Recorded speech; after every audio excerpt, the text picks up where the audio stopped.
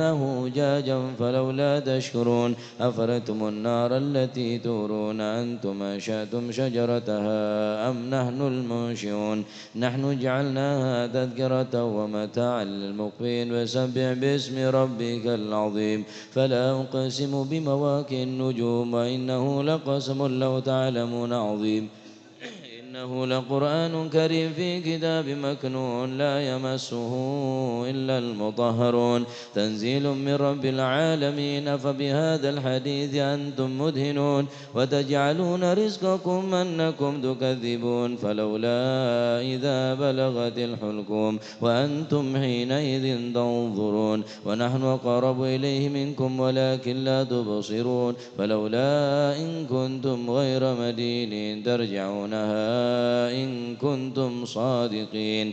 فأما إن كان من المقربين فرح وريحان وجنة نعيم وأما إن كان من أصحاب اليمين فسلام لك من أصحاب اليمين وأما إن كان من المكذبين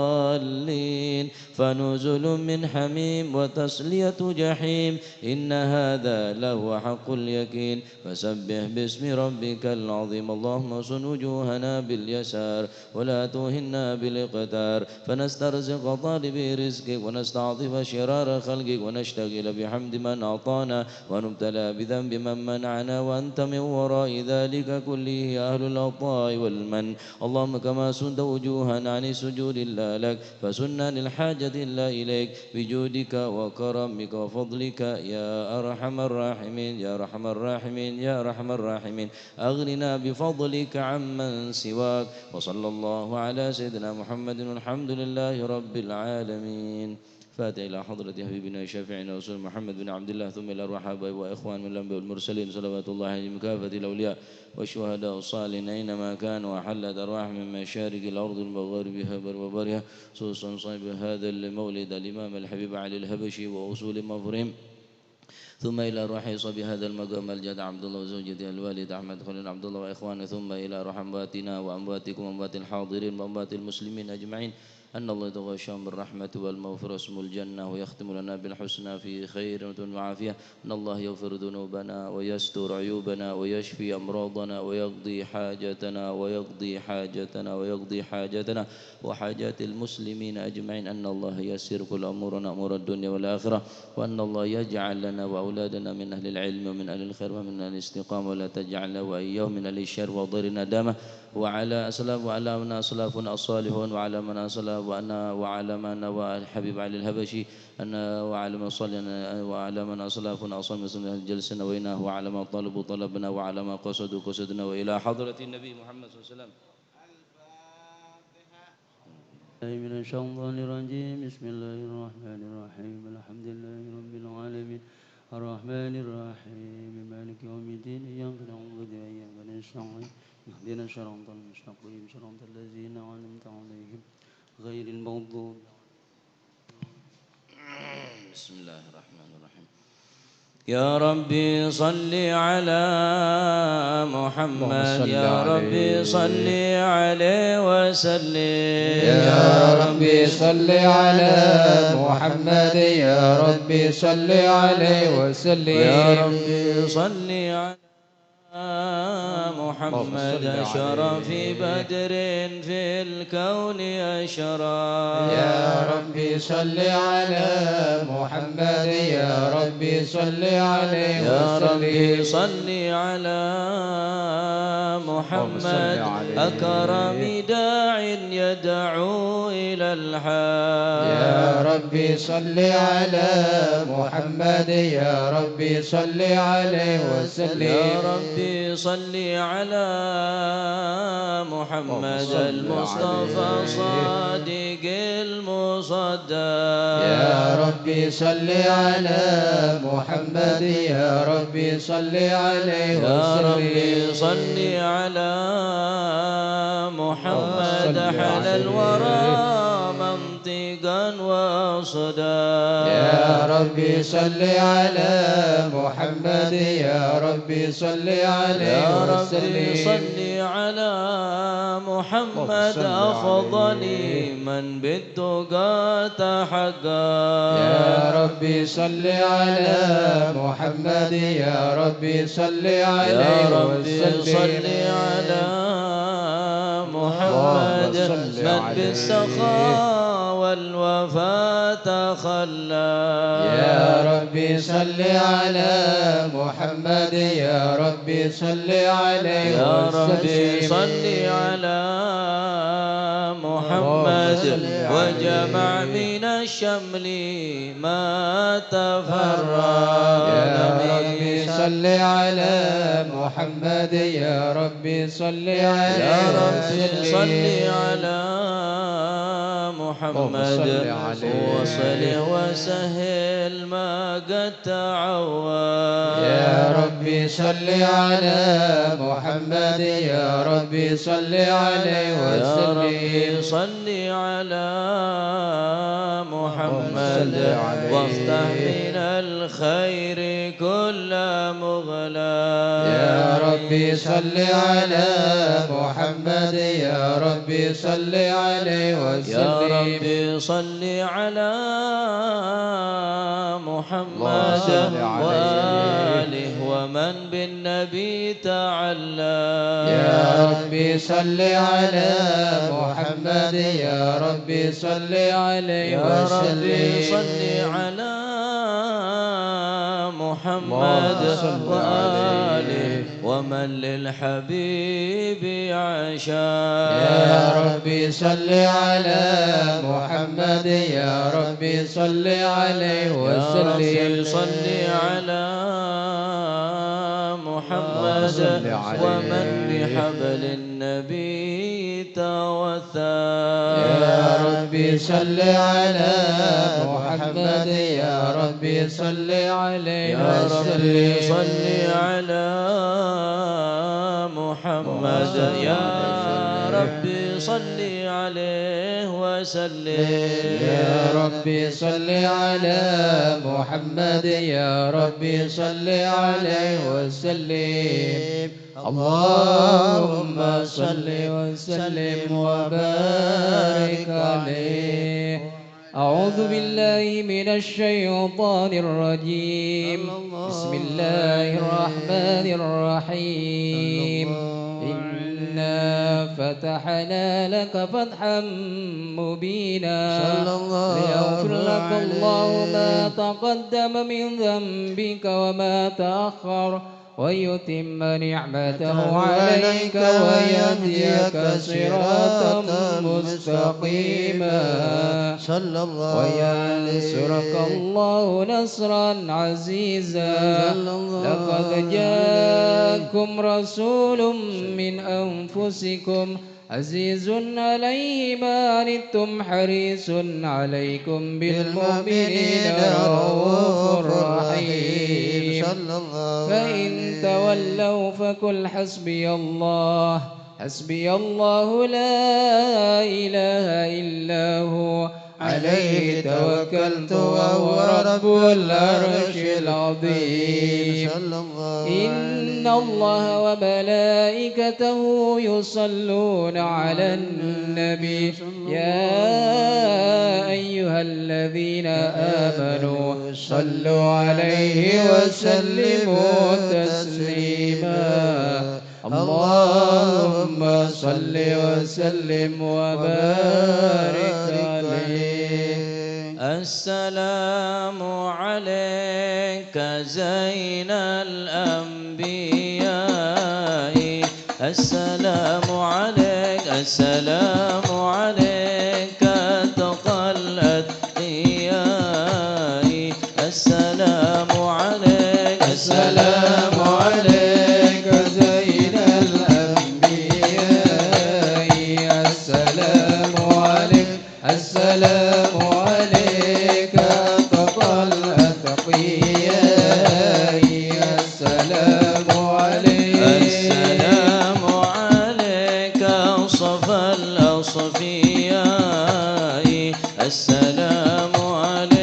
السلام عليك أزكى الأزكياء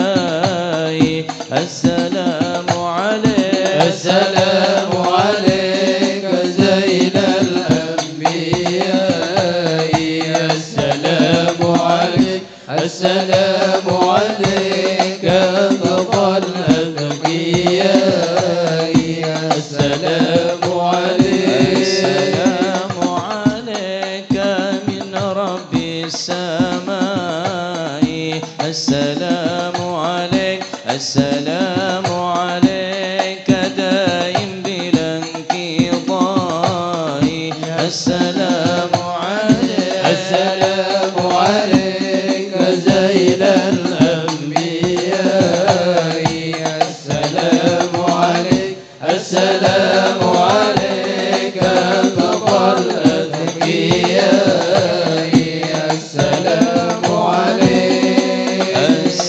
السلام عليك زين الأنبياء صلى الله عليه السلام عليك زين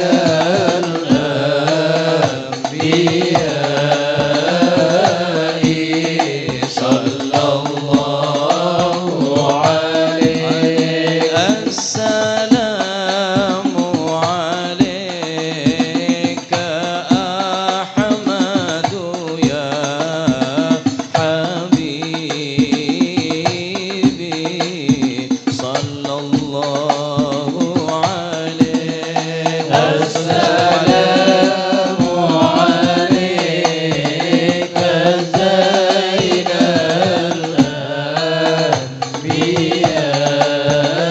الأنبياء صلى الله عليه السلام عليك طه يا طبيبي صلى الله عليه السلام عليك زين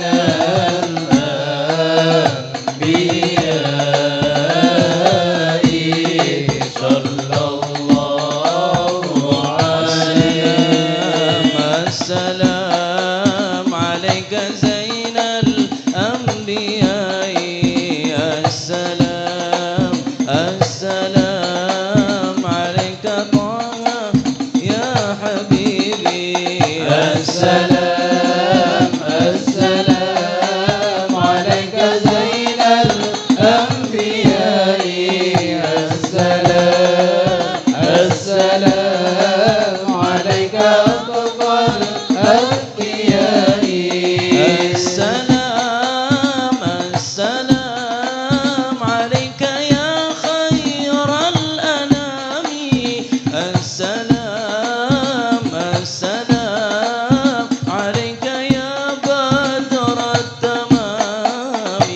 السلام السلام عليك يا خير الأنام السلام السلام عليك زين الأنبياء السلام السلام عليك أتقى الأتقياء السلام السلام على المشفع في القيامة السلام السلام على المضلل بالغمامة السلام السلام على المشفع في القيامة السلام السلام عليك زين الأنبياء السلام السلام عليك أتقى الأتقياء اللهم صل وسلم وسلم وبارك عليه اللهم صل وسلم وبارك عليه وعلى آله. بسم الله الرحمن الرحيم الحمد لله القوي سلطانه الواضح برهانه المبسوط في الوجود كرمه وإحسانه صلى الله عليه تعالى مجده وعظم شانه خلق الخلق لحكمة وطوى عليها علمه وبسط لهم من فائض المنة ما جرت به في أقداره القسمة صلى الله عليه فأرسل إليهم أشرف خلقه وأجل عبيده رحمة صلى الله عليه تعلقت إرادته الأزلية بخلق هذا العبد المحبوب صلى الله عليه فانتشرت آثار شرفه في عوالم الشهادة والغيوب صلى الله عليه فما جل هذا المن الذي تكرم به المنان صلى الله عليه وما أعظم هذا الفضل الذي برز من حضرة الإحسان صورة كاملة ظهرت في هيكل محمود فتعطرت بوجودها كناف الوجود وبرزت برد العوالم بطراز التكريم اللهم صل وسلم أشرف الصلاة والتسليم على سيدنا ونبينا محمد الرؤوف الرحيم اللهم صل وسلم وبارك عليه اللهم صل وسلم وبارك عليه وعلى تجلى الحق في عالم قدسه الواسع تجليا قضى بانتشار فضله في القريب والشاسع صلى الله عليه الذي لا تنحصر أفراده بتعداد ولا يمل تكراره بكثرة ترداد حيث أبرز من عالم الإمكان صورة هذا الإنسان صلى الله عليه وسلم الثقلان وتنتصر أسراره في الأكوان صلى الله عليه فما من سر اتصل به قلب منيب إلا من سوابق فضل الله على هذا الحبيب صلى الله عليه يا لقلب سرور قد توالى بحبيب عم الأنام نوالا جل من شرف الوجود بنور غمر الكون بهجته وجمالا صلى الله عليه ترقى في الحسن على مقام وتناهى في مجده وتعالى لا وحدت العيون فيما اجتلته بشرا كاملا يزيل الضلال صلى الله عليه قد رفعة في شوره وكمالا وسبحان الذي أبرز من حضرة الامتنان ما يعجز عن وصف اللسان ويحر في تعكل معاني الجلال صلى الله عليه في عالم البطون والظهور ما ملأ الوجود الخلقي نورا فتبارك الله من إله كريم بشرتنا آياته في الذكر الحكيم بشارة لقد جاءكم رسول من أنفسكم عزيز عليه ما عنتم حريص عليكم بالمؤمنين رؤوف رحيم صلى الله عليه وسلم هذه البشارة وتلقاها بقلب سليم فقد هدي إلى صراط مستقيم اللهم صل وسلم أشرف الصلاة والتسليم على سيدنا ونبينا محمد الرؤوف الرحيم اللهم صل وسلم وبارك عليه اللهم صل وسلم وبارك وبارك عليه وأشهد أن لا إله إلا الله وحده لا شريك له شهادة ترضي اللسان عما تضمنه الجنان من التصديق بها والإذعان في الصدور من الإيمان قواعده وتلو على اليقين من سر ذلك الإذعان والتصديق الشواهد وأشهد أن سيدنا محمد العبد الصادق في قوله وفعله والبر عن الله ما أمره بتبليغ خلقه من فرضه ونفله عبد أرسله الله للعالمين بشيرا ونذيرا صلى الله عليه فبلغ الرسالة وأدى الأمانة وهدى الله به من الأمة بشرا كثيرا وكان في ظلمة المستبصرين سراجا وقمرا منيرا صلى الله عليه من منة تقرب الله بها على البشر وما أوساها من نعمة انتصر سرها في البحر والبر اللهم صل وسلم بأجل الصلوات وجمعها وأزكى التحيات ووسعها على هذا العبد الذي وفى بحق العبودية صلى الله عليه وسلم في خلة الكمال وقام بحق الربوبية في مواتن الخدمة لله وأقبل عليه غاية الإقبال صلى الله عليه يتصل روح المصلي عليه به فينبسط في قلب نور سر تعلقه به وحبه ويكتبها بعناية الله في حزبه وعلى آله وصحبه الذين ارتقوا صهوة المجد بقربه صلى الله عليه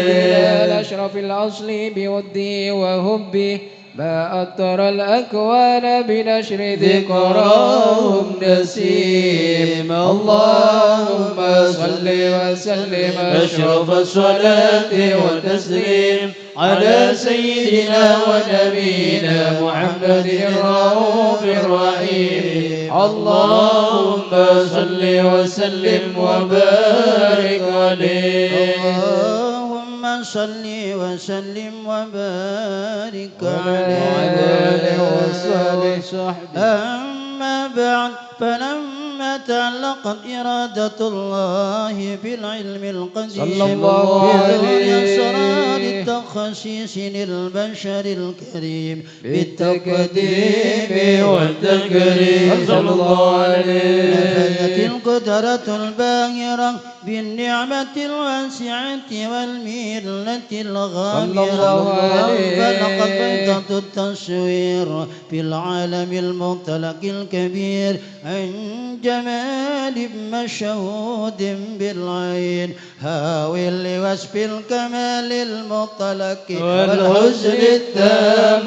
والزين صلى الله عليه تنقل ذلك الجمال الميمون بالأسلاب الكريمة والبطون فما من سلب ضمه إلا وتمت عليه من الله النعمة صلى الله عليه فهو القمر التام الذي يتنقل في بروجه ليتصرف في موطن استقراره وموضع خروجه وقد قضت الأقدار الأزلية بما قضت وأظهرت من سر هذا النور ما أظهرت وخصصت به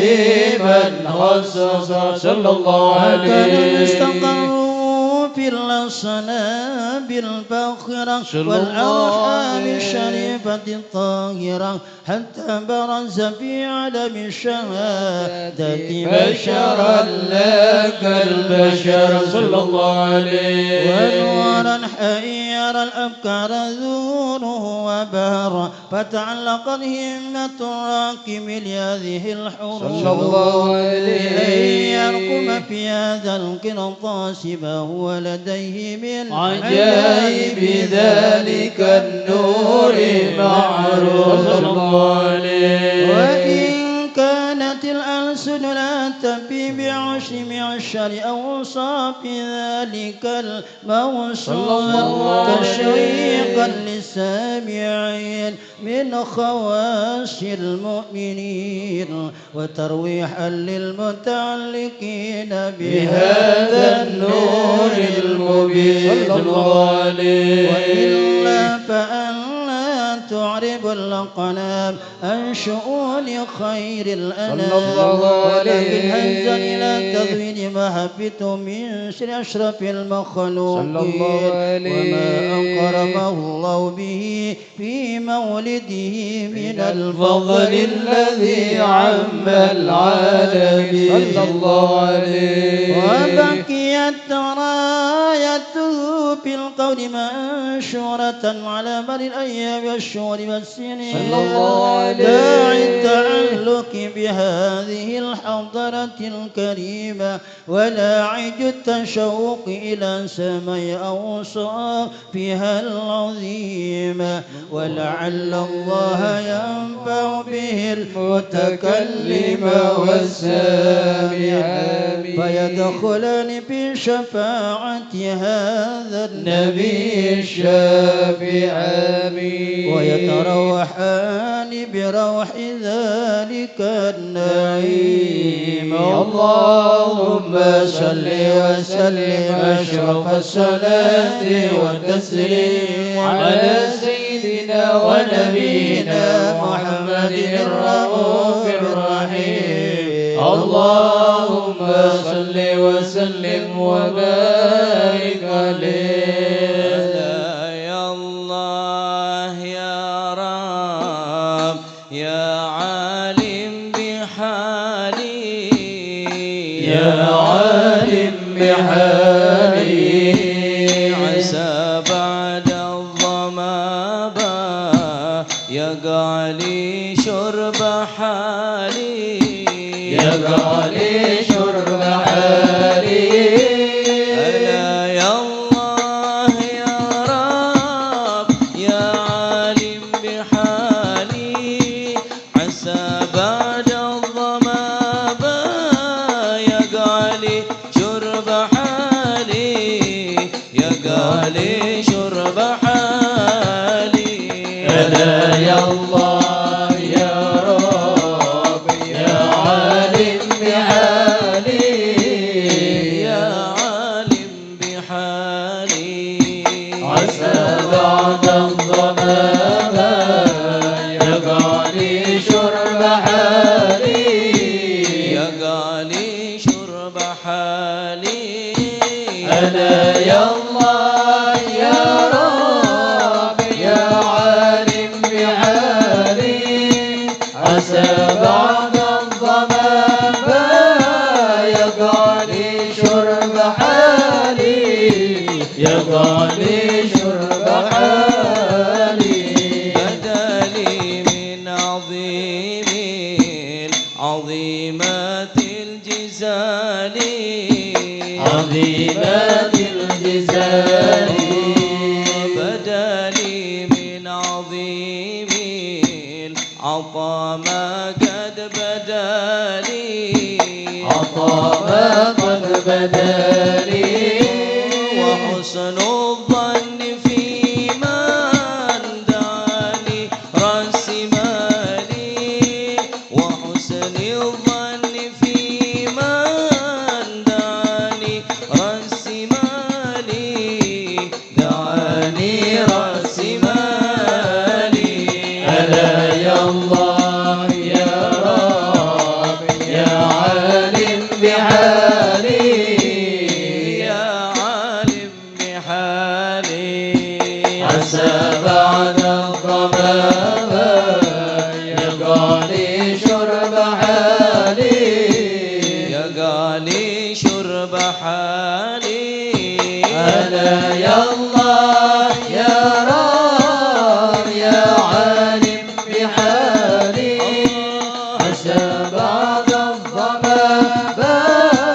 يا غالي شرب حالي يا غالي شرب حالي فيا ذا الجود يا رب يا مولى الموالي يا مولى الموالي ويا معطي العطايا العظيمات الجزال عظيمات الجزال هذكنا برد عفوك وأصلح كل بالي وجملنا ويسير لنا سبل الكمال لنا سبل الكمال هلا يا الله يا رب يا عالم بحالي يا عالم بحالي عسى بعد الضمام يا غالي شرب حالي يا غالي شرب حالي هلا يا الله يا رب يا عالم بحالي عسى بعد الضمام يا غالي شرب حالي يا غالي شرب حالي وهبنا كل ما نار تجي وقبل سؤالي وقبل سؤالي وعلمنا علوم سلاطين الرجال سلاطين الرجال ووفقنا لما ترتضي في كل حال وحببنا إلى المصطفى المولى بلالي على مولى بلالي هلا يا الله يا رب يا عالم بحالي يا عالم بحالي عسى بعد الضمام يا غالي شرب حالي يا غالي شرب حالي هلا يا الله يا رب يا عالم بحالي عسى بعد الضمام يا غالي شرب حالي يا غالي شرب حالي فيا ربي استجيب دعوتي وحمل ثقالي وهمل ثقالي على ظهري من الوزر أمثال الجبال أمثال الجبال عسى بالمصطفى المجتبى عين الرجال يصير الوزر حسنات والمرذول غالي والمرذول غالي هلا يا الله يا رب يا عالم بحالي يا عالم بحالي عسى بعد الضمام يا غالي شرب حالي يا غالي شرب حالي هلا يا الله يا رب يا عالم بحالي عسى بعد الضمام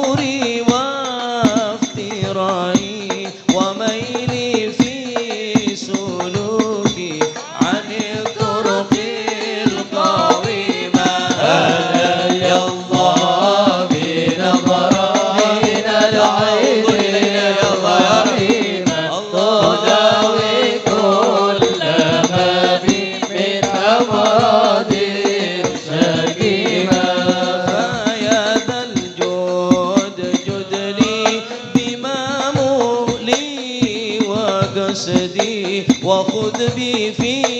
نهوض طريق المستقيم.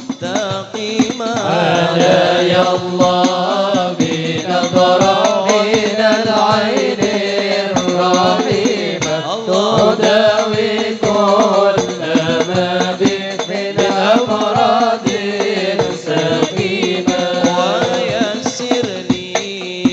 سبيل التقى واصرف فؤادي ونور باطني بالفيوضات العميمة. هدايا الله بنظرة من العين الرحيمة تداوي كل ما بي من أمراض سقيمة. هدايا الله بنظرة من العين الرحيمة تداوي كل ما بي من أمراض سقيمة. اللهم صل وسلم وبارك عليه. اللهم صل وسلم وبارك عليه وعلى آله وصحبه. وقد آن للقلم أن يخط ما حركته في الأنامل مما اشتمته الفم من صفات هذا العبد المحبوب الكامل صلى الله عليه والشمائل التي هي أحسن الشمائل. وهنا حسن أن نثبت ما بلغ إلينا في شأن هذا الحبيب من أخبار وآثار صلى الله عليه. ليتشرف بكتابة القلم والقرطاس وتتنزه في حدائق الأسماع والأبصار. وقد ورد في الأحاديث المشهورة أن أول شيء خلقه الله هو النور المودع في هذه الصورة صلى الله عليه. ونور هذا الحبيب أول مخلوق برز في العالم ومنه تفرع الوجود خلقا بعد خلق فيما حدث وما تقدم صلى الله عليه. وقد أخرج عبد الرزاق بسنده عن جابر بن عبد الله الأنصاري رضي الله عنهما قال قلت يا رسول الله بأبي وأمي أخبرني عن أول شيء خلقه الله قبل الأشياء. قال يا جابر إن الله خلق قبل الأشياء نور نبيك محمد صلى الله عليه وسلم بالنور صلى الله عليه. وقد ورد من حديث أبي هريرة رضي الله عنه أنه قال قال رسول الله صلى الله عليه وسلم كنت أول النبيين في الخلق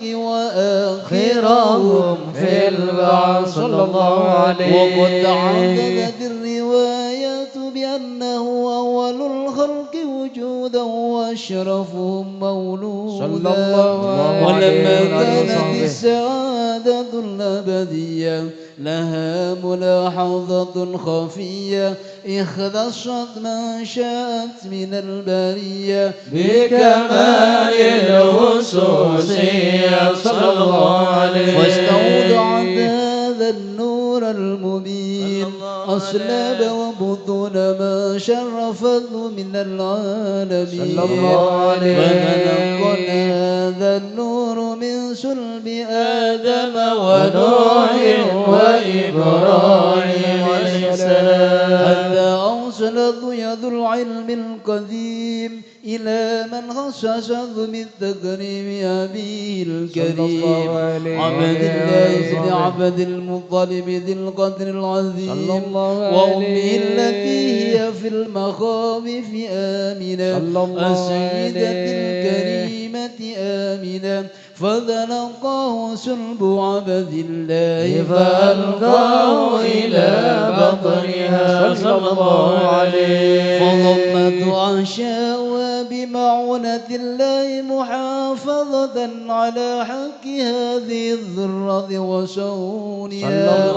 فحملته برعاية الله كما ورد عنها حملا خفيفا لا تجد له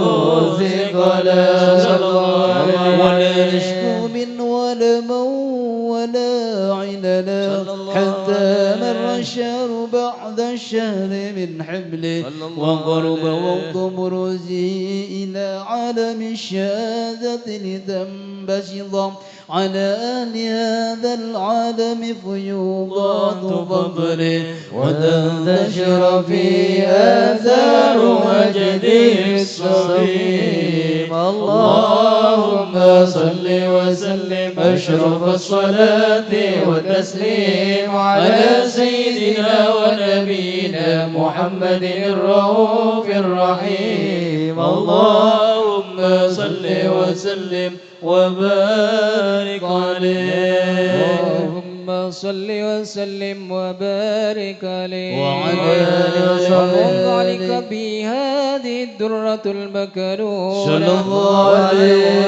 المسونة والقول كله يمسي في سرور وابتهاج صلى الله عليه إشراك هذا السراج والعيون متشوفة إلى بروزه متشوقة إلى التقاط جواهر كنوز صلى الله عليه وكل دابة لقريش نطقت بفصيح العبارة صلى الله عليه بكمال البشارة وما من حمل حملت في ذلك العام إلا أتت في حملها بغلام من بركات وسعادة هذا الإمام صلى الله عليه السماوات متضمحة بدر الفرح بملاقاة أشرف البرية صلى الله عليه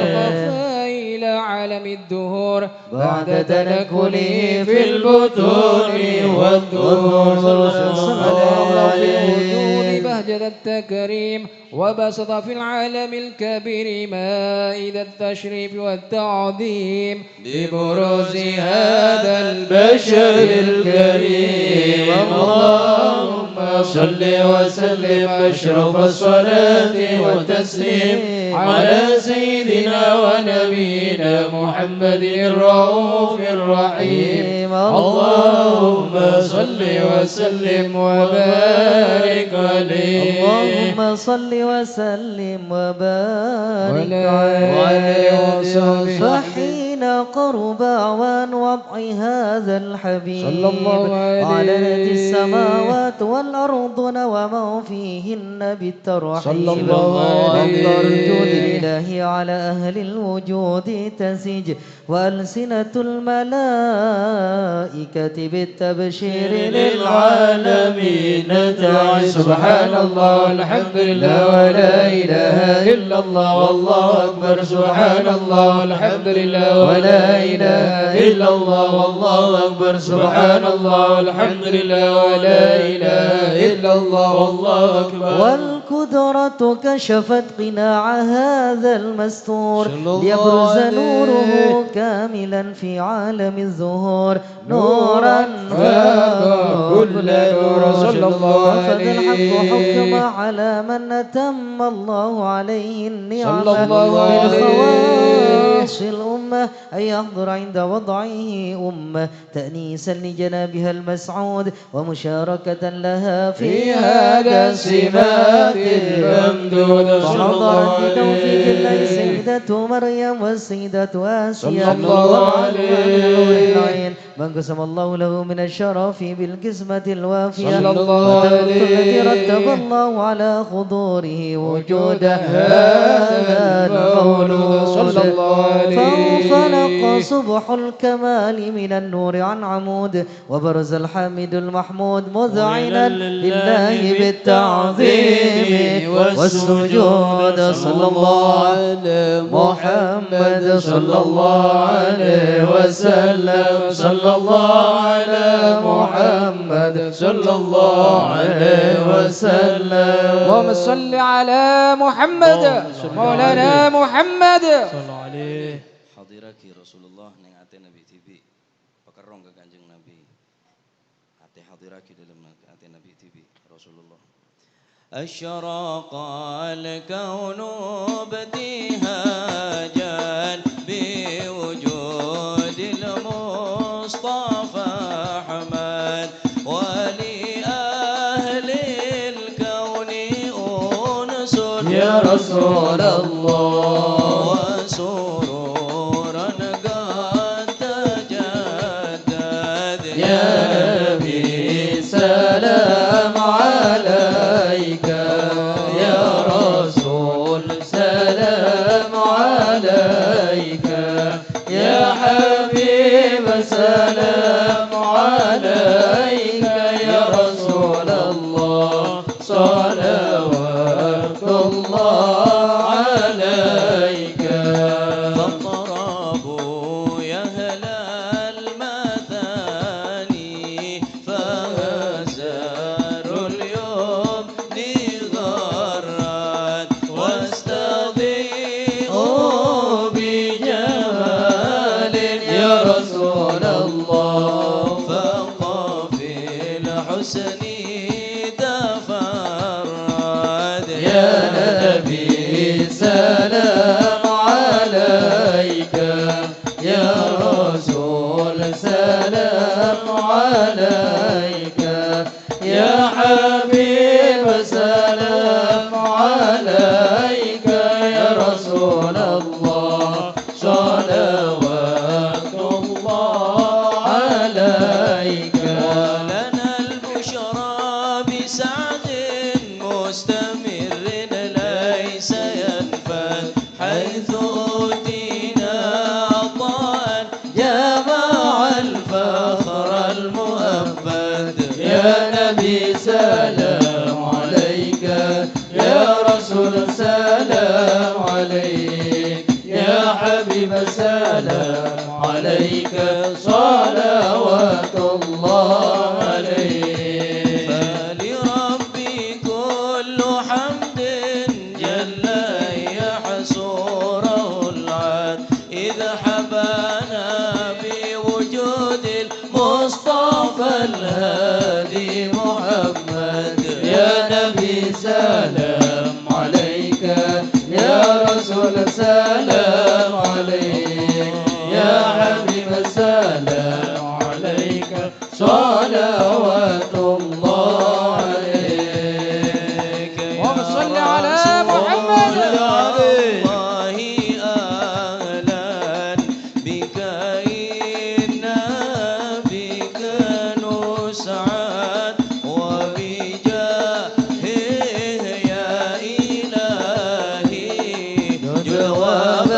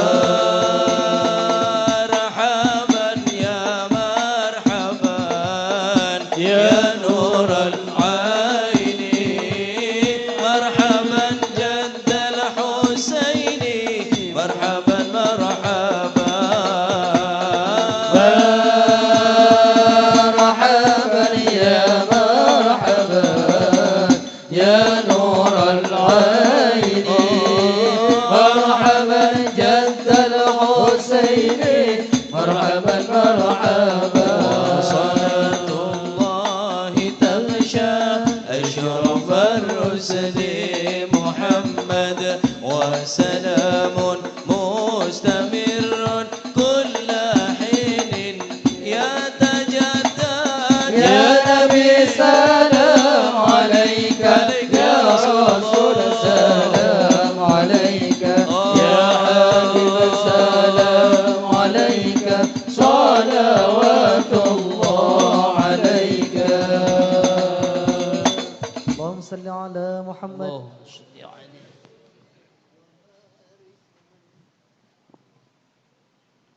اللهم صل وسلم وبارك عليه. ولقد اتصف صلى الله عليه وسلم من محاسن الأخلاق بما تضيق عن كتابة بطون الأوراق. كان صلى الله عليه وسلم أحسن الناس خلقا وخلقا وأولهم إلى مكارم الأخلاق سبقا. صلى الله عليه بالمؤمنين حلما ورفقا صلى الله رؤوفا عليه لا يقول ولا يفعل إلا معروفا. صلى الله خلق عليه السهل واللحد المرتوي على المعنى الجزل. صلى الله إذا دعا عليه المسكين أجابه إجابة معجلة. صلى الله ولد عليه الشفيق الرحيم باليتيم والأرملة. صلى الله والمسؤول عليه بأخلاقه الهيبة القوية التي ترتعد منها فرائس الأقوياء من البرية. صلى الله ومن نسله عليه تعطرت الطرق والمنازل وبعرف ذكره تطيبت المجالس والمحافل. صلى الله وصلى الله عليه عليه وسلم اللهم جامع صل عليه. الصفات الكمالية صلى الله والمنفرد عليه بخلقه وخلق بأشرف خصوصية. صلى الله فما من خلق عليه في البرية محمود إلا وهو وهو متلقى متلقى عن زين الوجود. صلى الله أجمل في عليه وصف الحبيب وشانه والعلولا في مجده ومكانه. صلى الله عليه تعالى مجدها أخذت على ندب السهى بعناني. صلى الله عليه بسط القلم في تذوين ما أفاده العلم من وقاع مولد النبي الكريم صلى الله وحكاية عليه ما أكرم الله به هذا العبد المقرب من التكريم والتعظيم والخلق العظيم. صلى الله عليه أن أمسك إنة الأقلام في هذا المقام وأقرأ السلام على سيد الأنام. السلام عليك أيها النبي ورحمة الله وبركاته.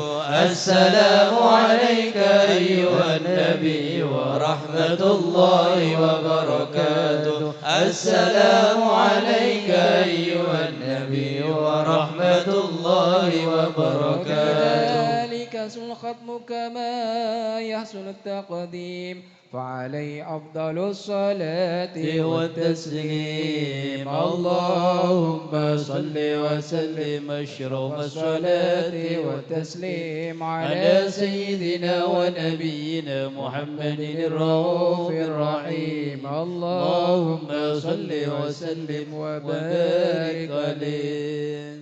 بسم الله الرحمن الرحيم. اللهم صل وسلم على سيدنا محمد في الأولين وصل وسلم على سيدنا محمد في الآخرين وصل وسلم على سيدنا محمد في كل وقت وحين وصل وسلم على سيدنا محمد وعلى آله وصحبه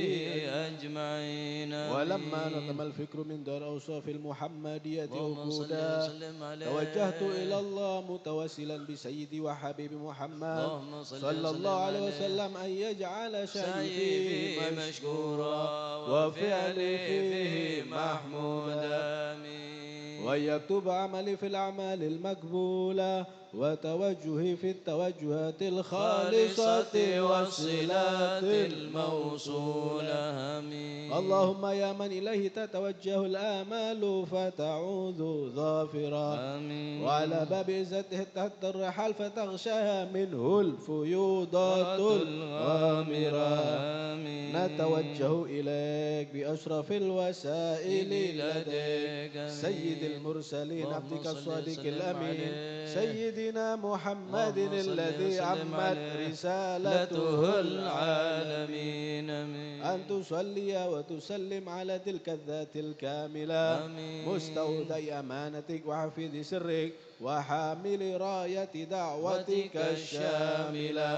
آمين. الأب الأكبر المحبوب لك والمخصص بالشرف الأفخر آمين. في كل موطن من مواطن القرب ومظهر آمين. قاسم إمدادك في عبادك وساكي كوسي إرشادك لأهل لأهل ودادك آمين. سيد الكونين اللهم صل وسلم وأشرف عليه. الثقلين اللهم صل العبد وسلم المحبوب عليه. الخالص المخصوص منك بأجل الخصائص صلى الله عليه. اللهم صل وسلم عليه وعلى آله اللهم صل وسلم وأصحابه عليه. وآل حضرة اقترابه من أحبابه صلى الله عليه. اللهم إنا نقدم إليك جهاد النبي الكريم آمين. ونتوسل إليك بشرف مقامه العظيم